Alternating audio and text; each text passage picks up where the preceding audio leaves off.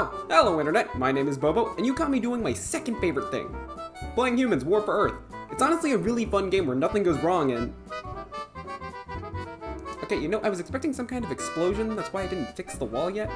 Well, I guess I waited. Username Dennisman217. And there we go. Not too long ago, I looked at Studio Series Barricade, which was a mess of a figure. I still wanted a good Barricade, so I ended up getting Siege Barricade. The figure isn't based on the movie design and more. What if he was in G1? And by that I mean they took Smokescreen, changed his colors, and boom, Barricade. This figure was created for the War for Cybertron Siege series. I talked a lot about how good the DS game version of Barricade was, so how does this new version compare to that?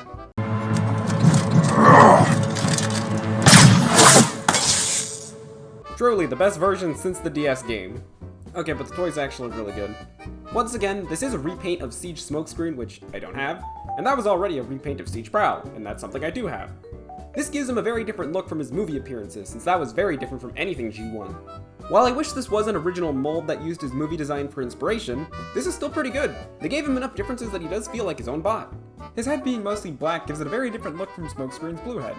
The gold face gives him a very menacing look and makes him feel right at home with the other Decepticons like Megatron, Starscream, Soundwave, and Reflector.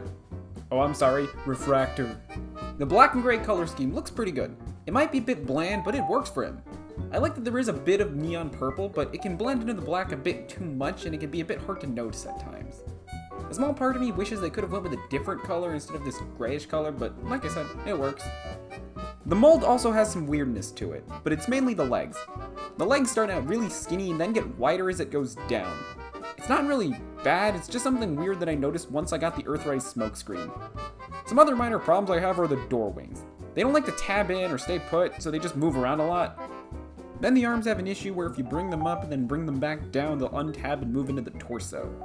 The last minor issues I have with this guy is that the back can stick out really far and his legs are very hollow. Though it's not a big deal and he still looks great. For accessories, he comes with 2 blasters so he can dual wield them, plug them into the hood to be shoulder cannons, or combine them into 1 blaster. The only other thing he comes with is his light bar, but that doesn't count, that's just a part you need to plug in. Overall, he's a pretty good figure and will fit in with your Decepticons for all those times you need someone to stand in the background and not say or do anything. His posability is also really good. He has a ball joint at the head, arm can rotate, move out, hand rotation, waist rotation, elbow can bend and rotate. His legs can move out really far, but for some reason it's ratcheted? Like, it's not really a good or bad thing, it's just something they decided to do. He has leg rotation, deep knee bend due to transformation, ankle pivot, and can move back as far due to transformation. Articulation on this guy is great. I just want to know why his legs move out on a ratchet joint of all things when everything else is friction. It's fine to have, it's just pretty random in this case. What isn't random though is his transformation.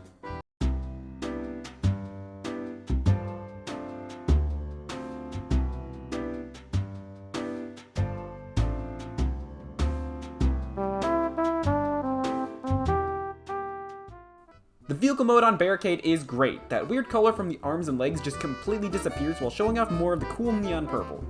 The white on the doors also get to shine a bit more since they aren't really seen in robot mode. The car itself also looks great.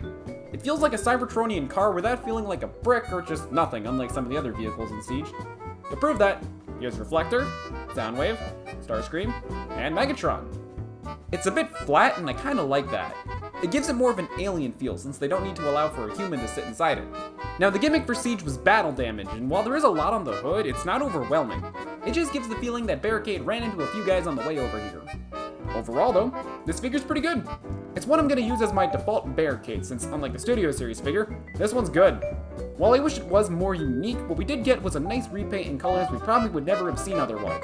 I do recommend you get this figure if you somehow still can. Alright guys, are we ready?